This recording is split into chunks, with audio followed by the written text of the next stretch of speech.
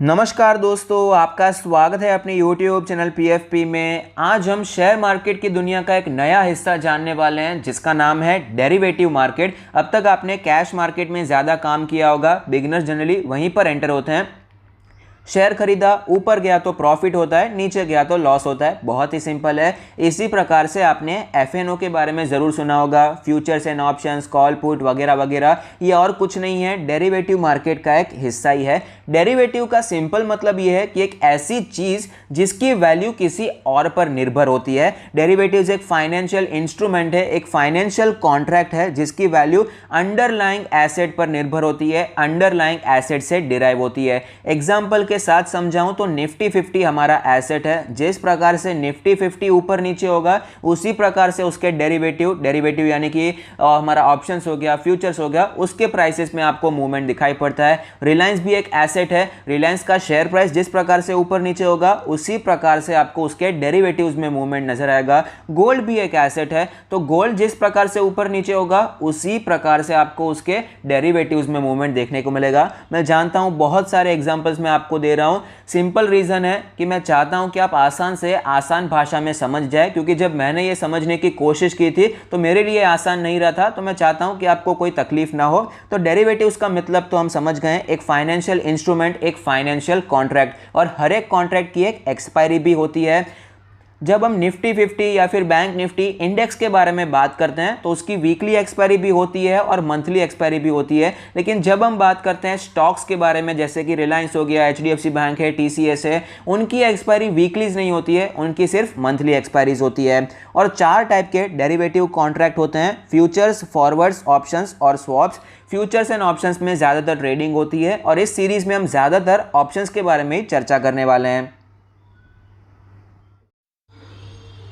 Futures के बारे में थोड़ी सी जानकारी प्राप्त करते हैं, उसके बाद ऑप्शंस के बारे में बात करेंगे। तो फ्यूचर्स कॉन्ट्रैक्ट एक ऐसा एग्रीमेंट है जहां पर भविष्य में आप ट्रांजैक्शन करने वाले हैं, लेकिन प्राइस पहले से डिसाइड होता है। भविष्य में तो प्राइस महंगा या सस्ता भी हो सकता है, इसलिए प्राइस पहले से डिसाइड किया होता है। और हर एक कॉन्ट्रैक्ट की तरह इसकी भी एक्सपायरी होती है। हर महीने के लास्ट थर्सडे को सारे कॉन्ट्रैक्ट सेटल हो जाते हैं। बायर और सेलर के बीच में कॉन्ट्रैक्ट करने से पहले सब कुछ डिसाइडेड होता है कि भाई कौन से एसेट में हम ये कॉन्ट्रैक्ट कर रहे हैं, क्या वो निफ्टी 50 है, बैंक निफ्टी है, रिलायंस है, HUL है, ये सब कुछ पहले से डिसाइडेड होता है। एक्सपायरी भी पहले से डिसाइडेड होती है, क्या सितंबर में करना है, अक्टूबर में करना है, और क्वांटिटी भी पहले से डिसाइडेड होती है। लॉट में होता है, सिंगल सिंगल आप नहीं कर सकते, यहाँ पर लॉट में आपको कॉन्ट्रैक्ट करना पड़ता है और ये लॉट पहले से डिसाइडेड होते हैं। NSE डिसाइड करती है। निफ्टी 50 50 शेयर्स का एक लॉट है। रिलायंस का बात करें तो 250 शेयर्स का एक लॉट है, तो लॉट में ही आपको ट्रेडिंग करनी पड़ती है। तो सपोज एग्जांपल लेते हैं कि आपने करंट मार्केट प्राइस पे रिलायंस में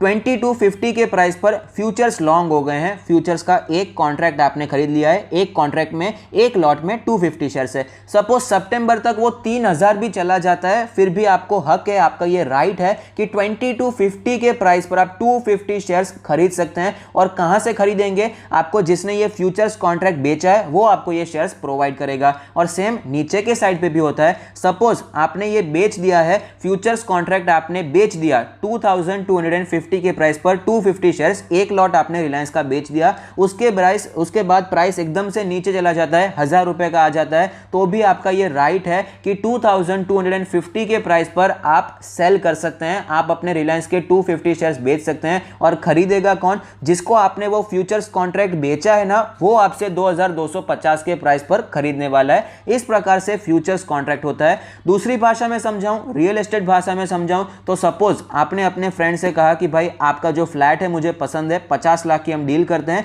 इस महीने मैं आपको पेमेंट कर दूंगा। आपने कॉन्ट्रैक्ट भी साइन कर दिया। उसके बाद पता चलता है कि नहीं यार, उसके एरिया में तो प्रोजेक्ट आ गया है, मेट्रो का प्रोजेक्ट, वैल्यू बढ़ गई है। आपका दोस्त दुखी हो गया कि मुझे तो 50 लाख में ही बेचना पड़ेगा, एक्चुअल वैल्यू तो अभी 55 लाख हो गई है, 10% का अप्रिसिएशन हो गया है, लेकिन आपने कॉन्ट्रैक्ट साइन किया है, इसलिए आपके पास हक है, आपका ये राइट है कि आप 50 लाख में ही उससे वो घर खरीदने वाले हैं। तो इसी प्रकार से यहाँ पर फ्यूचर्स का एक कॉन्ट्रैक्ट होता है जिसमें ट्रेडिंग भी होती है और एक्चुअली थियोरेटिकल सेंस में इस प्रकार से काम होता है। फ्यूचर्स में और स्टॉक में डिफरेंस क्या है, इसके बारे में बात करें तो जब आप स्टॉक खरीदते हैं तो आपकी डायरेक्ट ओनरशिप हो जाती है कंपनी में, उसके शेयर्स आपने खरीद लिए हैं। लेकिन जब आप फ्यूचर्स खरीदते हैं तो आपने अभी तक एक कॉन्ट्रैक्ट ही किया है। एक्सपायरी पर जब वो सेटल होगा कॉन्ट्रैक्ट, तब अगर वो आप शेयर्स खरीदते हैं या फिर बेचते हैं, तब एक्चुअली यहाँ पर कुछ चेंजेस होते हैं। अब तक तो आपने सिर्फ एक कॉन्ट्रैक्ट किया है और कॉन्ट्रैक्ट की वैल्यू ऊपर नीचे होती हुई नजर आती है। कैपिटल के बारे में बात करें तो स्टॉक्स जब आप खरीदते हैं 250 शेयर सपोज आपको खरीदने हैं, तो जब आप रिलायंस के शेयर खरीदेंगे तो पूरा पेमेंट एक साथ करना होगा। लेकिन अगर आप फ्यूचर्स का लॉट खरीदते हैं तो तब आपको सिर्फ 5% या 20% का कॉन्ट्रैक्ट वैल्यू देना होगा। 250 इंटू 2250 पूरा पेमेंट कैश में करना होगा जब आप स्टॉक डायरेक्टली खरीदते हैं। लेकिन जब आप फ्यूचर्स कॉन्ट्रैक्ट में लॉन्ग होते हैं, उसे फ्यूचर्स का एक कॉन्ट्रैक्ट एक लॉट खरीदते हैं, तब आपको पूरा पेमेंट नहीं करना पड़ता है। ये एक बेनिफिट होता है। दूसरा यहां पर क्या पोजीशन है कि जब आप स्टॉक्स में कुछ भी करना चाहते हैं तो पहले आपको खरीदना होगा, उसके बाद ही आपको बेचने को मिलेगा। लेकिन फ्यूचर्स में ऐसा नहीं है। फ्यूचर्स में आपके पास अगर शेयर्स नहीं भी हैं तो भी एक लॉट आप बेच सकते हैं। ये बेसिक डिफरेंस है, ये बेसिक फायदे हैं फ्यूचर्स में ट्रेडिंग करने के। लेकिन ये जनरली तब होता है जब आपके पास कैपिटल ज्यादा हो, जब आप अफोर्ड कर पाए कि वो एक लॉट में जो प्रॉफिट लॉस होता है वो जब आप अफोर्ड कर पाते हैं, उसके बाद ही यहां पर फ्यूचर्स में ट्रेडिंग करना शुरू कर सकते हैं। ये जो भी मैंने आपको समझाया ये तो बेसिकली थियोरेटिकल हो गया। प्रैक्टिकली ये सब कुछ नहीं होता है। ये बहुत ही ज़्यादा कम चांसेस आपको देखने को मिलते हैं कि भाई 2200 पे मैंने फ्यूचर्स लॉन्ग किया, 3000 पे चला गया, तब मुझे तू शेयर्स दे। ये सब कुछ नहीं होता है। वो फ्यूचर्स का जो कॉन्ट्रैक्ट प्राइस होता है उसमें भी अप्रिसिएशन होता है, तो वहाँ पर जनरली लोग प्रॉफिट बुक कर लेते हैं। जनरली लोग इसे कैसे यूज़ करते हैं, ये सारा का सारा डेरिवेटिव जो है हेजिंग के लिए बनाया गया था कि आप अपने पोर्टफोलियो को हेज कर सकते हैं। लेकिन लोग इसे स्पेक्यूलेशन के लिए यूज़ करते हैं। लोग क्या करते हैं, किसी को अगर लगता है कि नहीं अभी रिलायंस का शेयर प्राइस ऊपर जाने वाला है, तो रिलायंस के स्टॉक्स खरीदने की जगह पर वो फ्यूचर्स खरीद लेते हैं। उससे मार्जिन बेनिफिट भी मिलता है। अगर डायरेक्टली स्टॉक खरीदेंगे 250 शेयर्स तो पूरा पेमेंट कुछ 5-6 लाख का पूरा भरना पड़ेगा। लेकिन अगर आप एक लॉट खरीदते हैं तो 1 लाख में ही आपको 250 शेयर मिल जाएंगे। उसके बाद जब भी वो 10-15 रुपए बढ़ेगा तो 250 इंटू 10 जितना भी बढ़ेगा उतना फायदा हो जाता है। नीचे जाएगा तो उसी प्रकार से 250 इंटू 10। इसी प्रकार से लोग जनरली इसे ट्रेड करते हैं। बाकी एक्चुअली इसका फिजिकल सेटलमेंट नहीं करते हैं। एक्सपायरी पर नहीं अभी मुझे मेरे शेयर्स चाहिए 2250 पे, अभी भले ही भाव 3000 पे, ये सब कुछ जनरली इसे फिजिकल सेटलमेंट कहा जाता है। ये बहुत ही कम होता है, रेयरली होता है। जनरली लोग इसे स्पेक्युलेटिव नेचर में लेते हैं और इसे ट्रेड करने की कोशिश करते हैं। ऑप्शंस के बारे में बात करते हैं। 2 प्रकार के ऑप्शन है, कॉल और पुट ऑप्शन। ये भी कॉन्ट्रैक्ट ही है लेकिन फ्यूचर कॉन्ट्रैक्ट से थोड़ा सा डिफरेंट है। फ्यूचर्स में कैसा कि अंडरलाइंग एसेट जिस प्रकार से ऊपर नीचे होता है उसी प्रकार से उसके कॉन्ट्रैक्ट वैल्यू भी ऊपर नीचे होते हैं और उसी पर्टिकुलर प्राइस पर आपको ट्रेड करना पड़ता है। लेकिन ऑप्शन में यहाँ पर अलग अलग स्ट्राइक प्राइसेस मिलती हैं। निफ्टी का अगर एग्जाम्पल है तो हर 50 पॉइंट के डिफरेंस पर एक स्ट्राइक प्राइस है। 16,000, 16,050, 16,100, 16,150, हर 50 पॉइंट के डिफरेंस पर एक स्ट्राइक प्राइस मिलती है और हर एक स्ट्राइक प्राइस पर कॉल और पुट दोनों ही ट्रेड होते हैं। कॉल जो भी खरीदता है उसका ये राइट है, उसका ये हक है कि पर्टिकुलर स्ट्राइक प्राइसेस पर वो शेयर्स को खरीद सकता है, और जो पुट खरीदता है उसके पास ये हक है, उसका ये राइट है कि पर्टिकुलर स्ट्राइक प्राइस पे वो शेयर्स को सेल कर सकता है। एग्जाम्पल के साथ समझेंगे। रिलायंस का एग्जाम्पल लेते हैं। सितंबर एक्सपायरी है suppose, as a option buyer पहले समझेंगे। लॉट साइज है 250 का, 2000 स्ट्राइक प्राइस का आपने सपोज पुट खरीदा है, 6.8 रुपीज का प्रीमियम चल रहा है। आपने पुट खरीदा है तो कुछ पेमेंट करना पड़ेगा, 1700 रुपए का प्रीमियम आपको पे करना पड़ेगा। ये कैलकुलेशन कैसे हुआ, तो लॉट साइज इंटू जो प्रीमियम चल रहा है 6.8 इंटू 250, 1700 रुपए का आपका पेमेंट हो गया। अब यहाँ पर 2 सिनेरियोज हो सकते हैं। पहला सिनेरियो ये है कि स्टॉक में तेजी आ जाती है या फिर वो 2000 के ऊपर ही रह जाता है, 2000 के नीचे नहीं आता है और 2000 के ऊपर सितंबर एक्सपायरी में रिलायंस क्लोज हो जाता है। तो इस केस में 1700 रुपए का आपको लॉस हो जाएगा। लेकिन दूसरा सिनेरियो ये है कि स्टॉक नीचे चला जाता है 2000 के नीचे, फॉर एग्जाम्पल 1800 चला जाता है। तो फिर से आपके पास 2 ऑप्शन है। एक ऑप्शन ये है कि आप फिजिकल सेटलमेंट कर सकते हैं और दूसरा कैश सेटलमेंट। फिजिकल सेटलमेंट में क्या है, आपने पुट खरीदा है तो आपका राइट क्या है, आपका हक क्या है? आपका हक यह है कि 2000 के प्राइस पे आप शेयर्स को सेल कर सकते हैं। भले ही करंट मार्केट प्राइस 1800 चल रहा है, फिर भी आपके पास ये हक है कि आप 2000 के प्राइस पर शेयर्स को सेल कर सकते हैं क्योंकि आपने पुट खरीदा है। तो ये तो हो जाएगा आपका फिजिकल सेटलमेंट, अगर आप वो शेयर्स 2000 के प्राइस पे बेच देते हैं। दूसरा हो जाता है कैश सेटलमेंट। कैश सेटलमेंट में क्या होगा, अभी ये 1800 चला गया है तो ये जो 6.8 रुपीज का प्रीमियम था वो बढ़कर 200 रुपए हो जाएगा एक्सपायरी के दिन। 200 रुपए कैसे होगा, क्योंकि डिफरेंस देखिए 2000 का स्ट्राइक प्राइस है और 1800 का करंट मार्केट प्राइस है, डिफरेंस है 200 रुपए का। तो जितना डिफरेंस होता है एक्सपायरी के दिन उतनी वैल्यू हो जाती है। तो ये हो जाएगा कैश सेटलमेंट। अगर वो प्रॉफिट ले लेते हैं, अगर आप ये पुट ऑप्शन बेच देते हैं बाद में जो आपने खरीदा था, तो ये प्रॉफिट आपने ले लिया, तो ये हो गया आपका कैश सेटलमेंट। पुट के बारे में बात कर ली, कॉल के बारे में बात करते हैं। सपोज आपने रिलायंस इंडस्ट्री का 2500 का स्ट्राइक प्राइस कॉल खरीदा है 5.9 रुपीज़ के प्रीमियम में। यहाँ पर पेमेंट आपको करना पड़ेगा, कॉल आपने खरीदा है तो प्रीमियम आपको पे करना पड़ेगा 1475 रुपीज़। कैलकुलेट कैसे करना है ये मैंने आपको ऑलरेडी बता दिया। तो यहाँ पर भी दो सिनेरियो है। सबसे पहला सिनेरियो कि स्टॉक 2500 के नीचे ही रहता है, इस केस में आपको ये जो प्रीमियम आपने चुकाया है उसका लॉस हो जाएगा। दूसरा केस ये बनता है कि स्टॉक में तेजी आ जाती है, स्टॉक 2700 पर क्लोज होता है सितंबर एक्सपायरी में।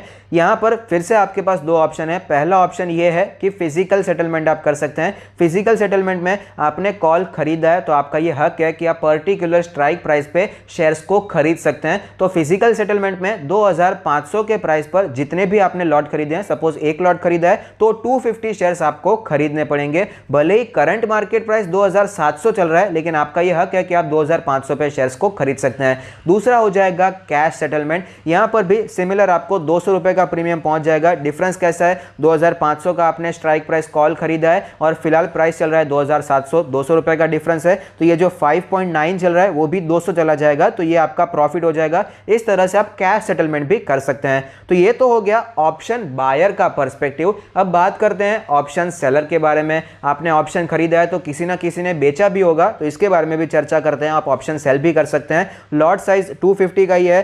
सपोज आपने जो ऑप्शन खरीदा था, पुट खरीदा था 2000 का, किसी ने वो पुट बेचा है, तो अभी उसने बेचा है तो उसे पैसा मिलने वाला है। 1700 रुपए प्रीमियम रिसीव होगा। कैलकुलेशन वही है, सेम है, 6.8 इंटू 250। यहां पर भी दो सिनेरियो आते हैं। पहला सिनेरियो ये हो जाता है कि सपोज 2000 के ऊपर ही रहता है शेयर प्राइस, तो 1700 रुपए का प्रॉफिट हो जाएगा। दूसरा सिनेरियो ये आता है कि 2000 के नीचे चला जाता है, शेयर प्राइस 2000 के नीचे आ गया। अब यहां पर क्या करें, फिर से दो ऑप्शन है। यहां पर आपको फिजिकल सेटलमेंट और कैश सेटलमेंट दोनों ऑप्शन मिलते हैं। फिजिकल सेटलमेंट में क्या होगा, आपको शेयर्स एक्चुअली खरीदने पड़ेंगे। शेयर प्राइस भले ही 1800 चल रहा है, लेकिन आपने पुट बेचा है, आपने अपना जो हक था वो बेच दिया है किसी और को, तो इसीलिए आपको 2000 के प्राइस पे रिलायंस के 250 शेयर्स खरीदने पड़ेंगे। तो ये हो गया आपका फिजिकल सेटलमेंट। और दूसरा हो जाता है कैश सेटलमेंट। कैश सेटलमेंट में कैसा है कि यहां पर प्राइस हो जाएगा 200 रुपए। वो कैसे होगा, वो डिफरेंस मैंने आपको बता दिया है। तो 200 रुपए हो गया, तो वो कैश सेटलमेंट आपका लॉस हो गया, वो आपको लॉस लेना पड़ेगा। तो ये तो हो गया पुट साइड। कॉल साइड के बारे में बात करें, सपोज 2500 के स्ट्राइक प्राइस का कॉल किसी ने सेल किया है, 5.9 रुपीज प्रीमियम रिसीव किया है और टोटल प्रीमियम रिसीव किया है 1475 रुपीज का।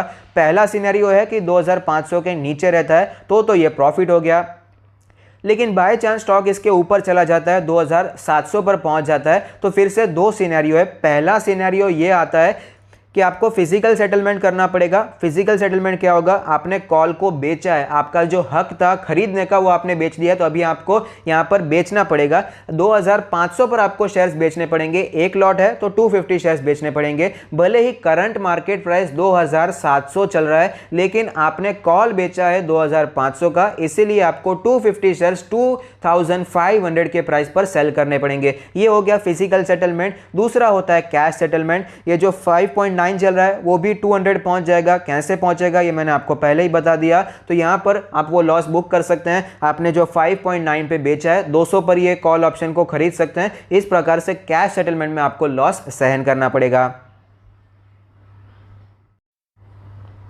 फ्यूचर्स एंड ऑप्शंस की बेसिक जानकारी हमने प्राप्त कर ली है कि फ्यूचर्स ऑप्शंस होता क्या है। थियरी नॉलेज हमने प्राप्त कर लिया है, लेकिन थोड़ा सा प्रैक्टिकल बात कर लेते हैं कि लोग एफएनओ ट्रेडिंग करते क्यों हैं। क्योंकि एफएनओ का निर्माण ट्रेडिंग के लिए नहीं हुआ है, हेजिंग के लिए हुआ है, फिर भी लोग यहाँ पर ट्रेड करते हैं। उसका एक रीज़न लोग कहते हैं कि भाई ज़्यादा पैसा कमाना है। ऑफकोर्स ये तो रीज़न है कि ज़्यादा पैसा कमाना है, लेकिन इसके अलावा कुछ और रीजंस भी है कि कैश मार्केट में जो प्रॉब्लम्स हैं, जो शॉर्ट कमिंग्स हैं, उन्हें ओवरकम करने के लिए लोग एफएनओ में ट्रेड करते हैं। सबसे पहला कि बड़े कैपिटल के साथ अगर आप स्विंग ट्रेडिंग या पोजिशनल ट्रेडिंग करना चाहते हैं तो कई बार प्रॉब्लम हो जाती है। जैसे ही आप ऑर्डर लाते हैं स्टॉक में तेजी देखने को मिल जाती है, तो ये एक प्रॉब्लम हो जाता है। लेकिन एफएनओ ट्रेडिंग में आप बड़ा कैपिटल भी डिप्लॉय कर सकते हैं। दूसरा जो सबसे बड़ा रीजन मुझे नजर आता है वो ये है कि trading only on upside. Cash market में अगर आप ट्रेड करते हैं तो पहले खरीदना पड़ेगा, उसके बाद ही बेचना पड़ेगा। तो जब तक सब कुछ ऊपर जा रहा है तब तक तो ठीक है, लेकिन मार्केट में गिरावट होगी तो आप स्विंग ट्रेडिंग से या पोजिशनल ट्रेडिंग से पैसा नहीं कमा पाएंगे, कैश मार्केट से पैसा कमाना मुश्किल हो जाता है, नामुमकिन हो जाता है। अगर आप इंट्राडे करते हैं तो ठीक है, लेकिन बाकी जगह कोई नहीं है कि आप स्विंग करके पहले बेचेंगे फिर खरीद लेंगे, ये पॉसिबल ही नहीं हो पाता। इसीलिए लोग एफएनओ ट्रेडिंग करते हैं। जो फुल टाइम ट्रेडिंग करियर बनाना चाहते हैं उनके लिए एफएनओ ट्रेडिंग करना बहुत ही ज़्यादा ज़रूरी हो जाता है, क्योंकि मार्केट हमेशा ऊपर नहीं जाने वाली है। और एक रीज़न यही है कि मैंने अभी ये शुरुआत की है सीरीज़ की, मैं पहले भी कर सकता था, लेकिन फिलहाल कैश मार्केट अंडर परफॉर्म कर रहा है। निफ्टी भले ही आपको ऊपर जाता हुआ नजर आता है, बाकी निफ्टी के कितने स्टॉक्स हैं जो कि नीचे आ रहे हैं, बाकी मिड कैप स्मॉल कैप भी अंडर परफॉर्म कर रहे हैं। तो ये अच्छा समय है सीरीज़ की शुरुआत का, इसलिए मैंने यही समय चुना है एफएनओ के बारे में बात करने के लिए। तो ये रीज़न तो हम समझ गए हैं कि लोग एफएनओ ट्रेडिंग क्यों करते हैं। अब कुछ इंपॉर्टेंट पॉइंट्स मैं आपको बताना चाहूँगा। ये जो भी मैंने आपको वीडियो में बताया कि भाई ये कॉल होता है, ये फिजिकल सेटलमेंट ये होता है फ्यूचर्स में, ये कुछ इतना ज़्यादा मायने नहीं रखेगा जब आप एफएनओ में ट्रेड करते हैं। यही मायने रखेगा कि आप ट्रेड कैसे करते हैं और कितना पैसा कमाते हैं, क्योंकि 99% पीपल एफएनओ को ट्रेड करते हैं, एज अ कॉन्ट्रैक्ट नहीं लेते हैं। यहाँ पर भी सिर्फ स्पेक्यूलेशन होता है।